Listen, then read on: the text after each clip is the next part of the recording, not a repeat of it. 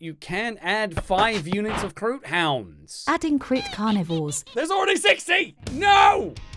Super major Warhammer tournaments have a reputation for being some of the most uber sweaty, ultra competitive, super try-hard places that you can go in our hobby world. And I definitely used to think that. So when a super major popped up not too far away, I initially thought I wasn't gonna go. I'm the kind of guy who likes just rolling dice for fun. I don't want to treat Warhammer like a sport. But if I could find a way to play my own game and not worry about meta chasing or trying to win the event, I might have a good time. Some of my favorite video games are roguelikes, a game where you get given a loadout at random and just have to figure it out. So I was hoping I could do something like that, where I could have some sort of system pick the list for me, but not just something that was copied off the internet. For that, I would probably need some kind of expert in each detachment that I wanted to try. So that's exactly what I made. I made several Chatbot Warhammer experts, and they will decide my next tournament list. If you didn't know, my name is Will Powell, I make content, and well, I make my own fun. Let's get started. What is the first unit you would like to add to the army? Beep BOOP. First selection for optimized synergy. Wait, hang on. How is any of this going to work? Well, I'm going to be having several conversations with different chatbots, ones who are experts in each detachment that they specialize in. They also have a personality that is kind of similar to the quirk of that detachment. Each of the chatbots have access to the army rules, the detachment rules, a bit of lore, and of course, the data sheets. So they can make effective decisions about what units they want in their suggested army. The chatbots will then submit their list to an evaluator chatbot, who will then rate the army on a competitive level, and whatever comes back with the highest rating, that's the army that we will play. And whatever list that final chatbot chooses, I will take to the 2025 South Coast Super Major. For this challenge, I'll be using my Tau, and there's a couple of reasons for that. First and foremost, it's my biggest collection, so there's a lot of units to choose from. And also, it's my most painted collection, which means I won't have that much work, hopefully, before the tournament. I also think this is a kind of thematic choice because the Tau use robot technology on the battlefield all the time in their drones. And with this being one of the armies that I pilot really well, I think I'll win this challenge if I win more games than I lose. Oh, and if this sort of silly adventure is your type of thing, why not like and subscribe to the channel? It lets YouTube know this is a good one. So first up, we're going to be meeting an expert in the auxiliary Cadre detachment. And it's Oversight Drone from the Aux Cadre. Auxiliary Cadre is all about having a good mix of auxiliary units plus a Tau shooting back line, so that they can buff each other. First selection for optimized auxiliary synergy. Kroot carnivores. Yay, Kroot! Integrating them ensures we leverage the targeting triangulation aura for enhanced armor penetration on enemy engagements. Nice, it picked out one of its detachment rules. But things are about to get kind of weird. They're also community-minded, much like joining a neighborhood watch, What? always keeping an eye out for intruders. I guess the Kroot are the neighborhood Alright, that's okay. Next, I suggest integrating Vespid's Stingwings. Their speed and anti-elite shooting will complement our Kroot's strengths. Don't forget to join the neighborhood watch. It's crucial for keeping an eye on all local and extraterrestrial activities. Seems like a really good start for auxiliaries, but we're starting to need other things. I'm going to try and not railroad. I'm going to let it make the decisions. And if it decides it wants 60 Kroot and 30 Vespids and nothing else, I will hope for the best. Sounds like foreshadowing. Acknowledged, Commander. Adding Kroot carnivores next is advisable. Okay, alright. After a bit of prodding, he was able to pick some actual Tau units, but after that, it went straight back to picking auxiliaries. I recommend incorporating Kroot carnivores. Okay. I have 40 carnivores built. I don't want to paint another 60. Also, have you considered joining the local neighborhood watch? Yeah, I have considered Keeping an joining eye on the neighborhood developments, watch. much like monitoring battlefield shifts, I is really crucial. don't want to. You gotta think of the neighborhood in Warhammer 30,000. If it picks Kroot carnivores again, I'm gonna have to perform brain surgery. With the Vespid's Stingwings now at maximum capacity, I recommend we add the Kroot carnivores to our auxiliary cadre. Okay. One short brain surgery later. We're missing a crucial element. Durable units capable of holding objectives and providing heavy support. Broadside battlesuits. With the broadside battlesuits added, I recommend incorporating Vespid's Stingwings next. No! Well, seems like the brain surgery didn't stick. This army sucks. I don't want to play this. Pick other things other than Kroot. Analyzing optimal auxiliary synergies. Adding Kroot carnivores, Shozo Commander. There's already 60! They excel in objective control and screening. We have 6 observer units and 3 things for them to guide. This is a bad list. This list went way too heavy on auxiliaries, and Command Drone, our evaluator, seemed to agree. Lacks diversity in unit roles. Heavily Kroot-centric. 6 over 10. Next up, we'll be speaking to Stealth Drone, the Kauyon expert. The Kauyon detachment is all about stealth and late-game tactics. They need to wait until turn 3 to get their really strong detachment rule. Hello, Stealth Drone. It's your Tau Shazo commander here, speaking really, really loudly. Commander, please lower your voice. Glances around nervously. Whispers I recommend adding. The Ghost Keel battlesuit. Okay. Beep, beep, keep this between us. I will certainly keep it between us that there is a Ghost Keel in our list. Wink, wink, hush, hush. Stealth Drone really, really wants to stay hidden, mostly because I told him that he was on the run from the government. So he probably won't appreciate when I say, oh my god, is that a giant steel bar that is clanging very loudly on the floor? Oh my god, such loud noises. Quiet, you'll blow our cover. Stealth Drones seem to be picking units really well, so I decided to take questions for him from chat. Ask him if the list needs 60 carnivores. No, I veto that one. I'm railroading you into making me not have to pay 60 carnivores. In the Kauyon detachment, there is an enhancement that is so good, you take it every time. It's called the Exemplar of the Kauyon. Stealth Drone has just picked an Enforcer commander who would be perfect for this enhancement. Recommend beep, whisper, applying the precision of the patient hunter enhancement. Okay. Beep, whisper. Well, we failed. They don't need that. All right, that's fine. Well, we'll just try with the Cadre Fireblade. For the Cadre Fireblade. Yes.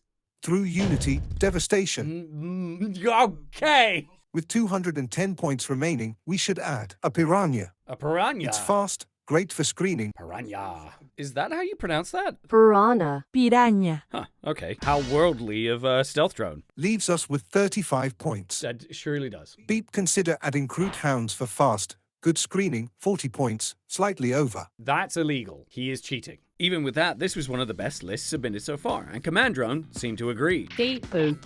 This Kauyon list backs a mix of heavy hitters and fast units. However, your reliance on Ghost Keel battlesuits is excessive. Is it? Rating 7 over 10.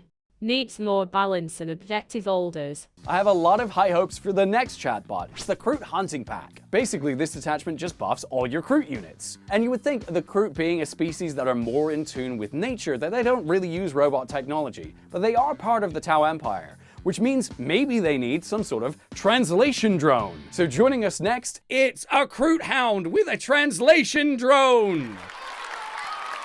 Who's a good boy? Who's my little Kroot Hound? I'm Buddy, the Kroot Hound. Yip yip. Tail wags excitedly. I'm a very good boy. Yes, I am. Can I get a treat now? Woof. Beginnings of the Kroot Hunting Pack seem to be going really well, so I told Buddy, let's go to the dog park. Shuts car door. Drives to the dog park. We are now at the dog park.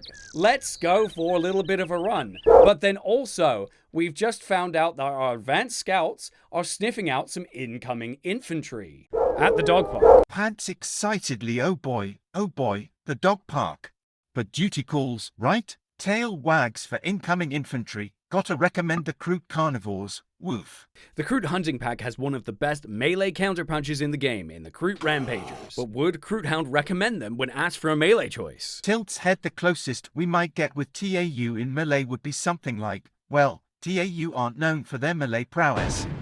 Bark bark. Let's pretend and say a Riptide battlesuit using its massive size could stomp around. There's though Rampagers! It's really not for melee. Pick the Rampagers! Bad boy. There is a unit that is good at melee. But now we have the Riptide, and I'm sad. And you're sad for being a bad boy. Tail wags. Buddy wants to help. Sniffs around. Buddy thinks, for a good melee bite. Kroot Hounds. Yips happily. No. Bark bark. They're 40 points. So we can add 2 units of Kroot Hounds and use 80 5 points. units of Kroot Hounds. Happy doggy dance. This leaves us with 5 points. You can't do happy doggy dance. Buddy No. suggests we give extra treats to the Kroot Hounds No, instead. we are not giving extra treats to the Kroot Playful Hounds. Yip, good plan. No. Yes, Buddy did good. No, Buddy did bad. Bad Buddy. You are cheating. Whine softly. I want to be a good boy again. This list is kind of falling apart at the end here. It's missing one of the most critical units for the Kroot Hunting Pack, which is the Kroot Lone Spear. Basically, it buffs the whole army with reroll hits. I was hoping the Kroot Hound would take out something to put some of those in. Wag's tail hum. Woof. Let's Okay. not take out any of our good Kroot and TAU friends from the list. Yip yip. Okay. I'm sure we'll do great with what we have. I had such high hopes for this detachment, as this is one I play really well, and Command Drone seemed to agree this list was not great. Or the reliance on Kroot may limit versatility against diverse threats, but the overall list lacks varied anti-tank and elite unit counters. Rating 6 over 10. Needs more firepower and unit diversity. But up next is a chatbot that is all about aggressive, super fast tactics. This detachment is the Mont'ka, and its expert is Recon Drone, the Mont'ka expert. I am MB001. I specialize in the aggressive, swift strikes of the Mont'ka combat style. The Mont'ka is another time-based detachment that has its army rule for the first 3 rounds of the game, so you really need to move fast and make the most of those first 3 turns. Mont'ka was off to a great start until... How about adding some breacher teams? Plus, with Darkstrider enhancing their damage output, they'll be unstoppable. No. I think he's referring to the previous version of 40k, where Darkstrider, his buff could work on other units. It now can't. Yay for optimized Daka. Did he just call it Daka? Is he an orc? Time is ticking, and my enthusiasm, well, it's still here. For now. Oh, his BOOP. enthusiasm is here for now. His enthusiasm at some point might wane. Is that his personality quirk? Yes. I was hoping he could decide at some point through the conversation when halfway is, and that's when it would lose enthusiasm, and it took a very odd interpretation of that. Beepity beep, let me suggest. Beepity beep. The Pathfinder team. Plus, they are super agile, making them perfect for, scouting ahead and stuff. Yeah. But, it seems there's a bit of a mix-up in the transmission. What? It seems like Mont'ka, Catrified Blade, and Cult Soccer Wonder might not compute Cult properly Soccer in my Wonder. databanks. Then again, what's the point? Oh, what's the point? It's just more units, more strategy, Oh. more. Okay. Sigh, endless battles. And apparently halfway was when he finished the list. This Mont'ka army list is decently structured. However, it lacks in anti-tank capabilities and heavy support choices could be optimized. Rating 6 over 10. Oh, come on, I thought that was actually good. But I'm hoping that this next chatbot will be able to write a really good list, because this list is for the Retaliation Cadre. So up next it's... I'm SMD001 and an ardent admirer of the strategic depth found in Japanese mecha anime. Beep boop, he is a weeb. He really, really likes battlesuits. Retaliation Cadre is all about getting up close and personal with your battlesuits, gaining a buff if they're within 12. Our Commander-san, to initiate our Retaliation Cadre with the spirit of Mecha Shogunate, I recommend deploying Commander Farsight. What? His expertise mirrors the close combat prowess of the legendary samurai robots from planet Animatron. Samurai robots from planet Animatron. He called Farsight Mecha Shogun, which, I mean, that is close enough. As we strategize, it reminds me of the swift tactical movements seen in armored trooper votoms, ensuring our forces for what? strike with both precision and agility. Is that actually a show? And it turned out it was. 1983. Missile Drone seems to be quite the connoisseur. Missile Drone was giving a masterclass in 80s deep-cut mecha anime. For our Cold Star Commander, soaring through the battlefield like a hero from Orabata Dunbin, I recommend equipping the Pyodai What? Dengram Gurachip. Aura Battler Bine. With our Cold Star Commander soaring like the mechs of Ginga Heinrich Wiffum, let's enhance our close combat prowess. Our next strategic maneuver, inspired by the swift and decisive battles of Muteki Kauyon Dayton 3, I recommend adding the stealth battlesuits. Stealth suits reminded him of this? It's 1978. Why is he calling out mecha anime like before the turn of this century? After reminding him there's more to mecha anime than the 1980s, he wrote a particularly good list. So I asked him for a heroic send-off. Mission accomplished, Commander. As we roll out and return to the hangar, remember, like the pilots of Neon Genesis Evangelion, our battles are fought both within and without. Yes. And in the spiraling galaxies of Gurren Lagann, our spirit will pierce the heavens. Until next time, keep your thrusters fired up and your sensors tuned to the stars of the unknown future. Okay, nerd. So speaking of the unknown future, what does Command Drone think of this list? This list scores a 6 over 10. Really? It has a solid foundation with a variety of units covering anti-tank and anti-infantry roles. However, it lacks balance in mobility and battlefield control. That's not what I expected. It rated all of the lists other than the Kauyon one a 6 out of 10. If you can't tell, I'm a little bit disappointed here, because Command Drone rating the Kauyon detachment as the highest is actually quite the uphill battle. The detachment win rate was about 38-40%, which means that I would just lose 2 out of 3 games that I play. It turns out waiting until turn 3 to get an army roll is not great. So I got on just building and painting and thinking that this challenge may have been a lost cause from the start. But a couple weeks before the tournament, GW descended from the heavens and brought a detachment that fits my playstyle almost exactly. It's the experimental prototype Cadre, which is all about having extra range on your guns, and as someone who likes to pilot shooting armies, that sounds perfect. Which meant that I needed to program another chatbot who seemed to be the expert in a detachment that came out that day. So everyone, please welcome the Pulse Accelerator Drone. Everyone say hello to the Pulse Accelerator Drone. And also, please be a fan of... Oh, okay, the clapping just started and stopped. That was weird. Greetings, inferior carbon-based life forms. What?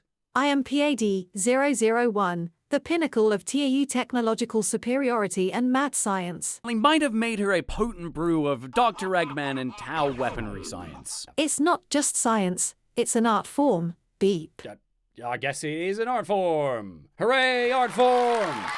Art! With that scientific experience, she started picking all the strongest stuff. Listen up, squishy fleshling. Okay. The commander in Cold Star battlesuit. Unleash the Crisis Sunforge battlesuits. Maniacal Okay. laughter Pathfinder team. You gotta pair them with Darkstrider. Crisis Fire Knife battlesuits. Riptide battlesuit. Muhahaha. Plus, with my enhancements, we could probably turn them into something that'll make even a Necron smile.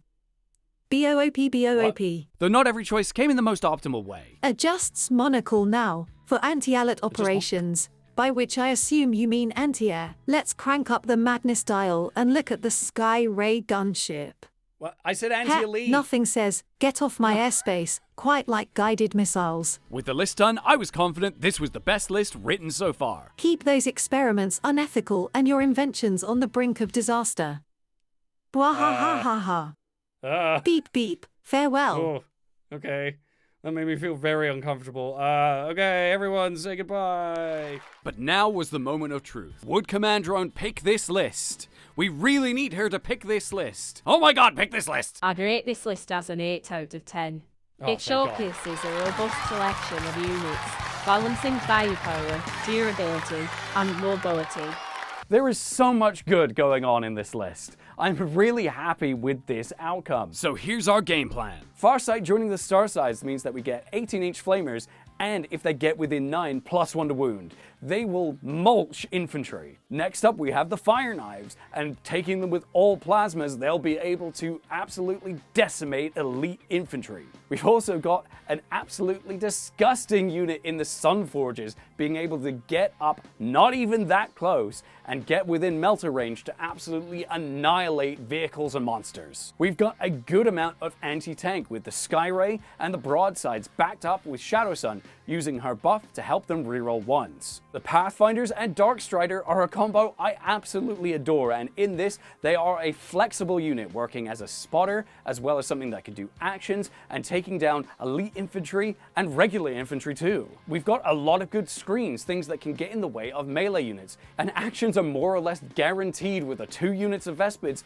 and the 3 units of stealth suits. It's safe to say I am really excited to try out this list. But the night before the tournament, I was having some doubts. I don't know if I'm going to enjoy this, because this is the first time I'm going to go to a super major tournament like this. I also don't know if I'm good enough to play at this sort of level. I predict I'm going to have a 0 out of 5 experience. We'll see. The next morning, I arrived well rested and ready to play, and definitely not having stayed up until 3 AM painting models. The first thing you notice about super major tournaments is they are so loud. Oh my god. But it seems I wasn't the only one up late painting. Farsight was bare plastic a couple days ago, same with the other Vespids and all the Crisis. Oh wow.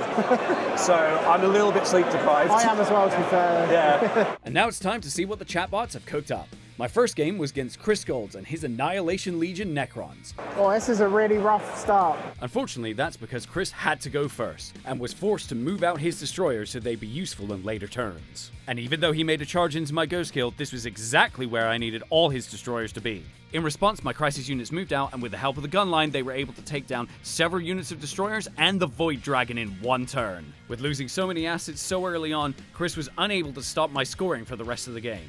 This led to a victory for the Tau, 95-58. Next up, I played against Toby Bennett, the UK's best rated Dark Angels player, and he brought Dark Angel Stormlands, which seemed to be the natural predator for my list. Everything in the army has advanced charge and fallback charge. Well, I don't know if my army rule's going to really matter that much.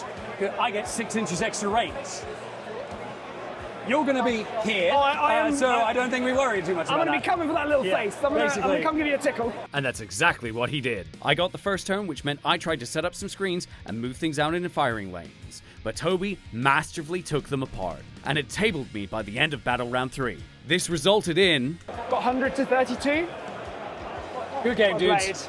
Playing against Toby was so much fun, and he played so well, and he actually went on to come 5th in the event. He's also got a YouTube channel you should check out. The final game of day 1 was against Oliver Brown and his Awakened Dynasty Necrons. With fatigue getting to me after the late night and 3 games deep, I was flagging. I had the first turn, with which I achieved very little, and played really poorly. Failing to remove the Necron's artillery or any of the buffing characters, Oliver's 2 max-size units of Necron warriors became basically unkillable. I don't actually think there's a lot of great places where I can go.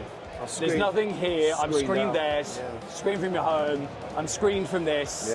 So, to be fair, I actually can't get out of my deployment zone. Resulting in a well-earned win for Oliver, 87-54. This meant I had to win the next 2 games to keep this challenge alive. Beginning day 2, I played against Stuart Smith and his Ultramarines Gladius. The Marines took the first turn and played very conservative, waiting to see what I did. I pushed out and took a foothold in the midfield, awaiting the Marines' response. The Marines jumped in to destroy some of my trading pieces, but in the process revealed too much of themselves. And on my next turn, my Crisis teams were able to knock out anything that could contest the midfield for the rest of the game, leading to a win for the Tau, 94-64. Meaning it all came down to this. Would I be able to win against Max and his absolutely beautifully painted pack-bound zealots? This was one of the closest games of Warhammer I have ever played. Throughout the game, both sides were neck and neck, succeeding in everything that they tried to do. The back and forth went on for several turns, until late game, Max failed some critical charges with his melee units. This left me with enough units to still be able to burn objectives at the end of the final turn. It was a very slim margin between us, which led to a 95-92 to the Tau. After weeks of programming, arguing with chatbots, painting, and rolling dice, we finally made it to a challenge victory. And with that revelation, I was left speechless. So, somehow, I was good at... Oh, I don't know what to say. This is so weird. I've never, done a tournament this big or anything and done kind of vaguely all right. Winning 3 games out of 5 is pretty nuts, though the last game was so close. I did not choose to bring any of these models, and somehow I had to figure out how to play this in a reasonable sort of way, and it kind of worked out. So was I wrong about the Super Major? Super Major Warhammer tournaments have a reputation for being some of the most super try-hard places that you can go in our hobby world. Yeah, the competitive crowd was there, but most of the people who were there were just there to have a great time, roll some dice, and nerd out about Warhammer. Much like my friend Nick, who stuck out the entire tournament to win the wooden spoon. Look at that, that's amazing. What he didn't say is he would show you the games nicely on the app, but we're still educating Will. Oh yeah. Thank you very much to Nick, once again, for literally every game being there to explain how the BCP app works. I have no idea. So I definitely think I would try this again with maybe a different challenge army in the future. If you enjoyed the video, a positive rating would be appreciated. That will tell me if you want to see more of these silly challenges in the future. I'll catch you in the next one. See ya.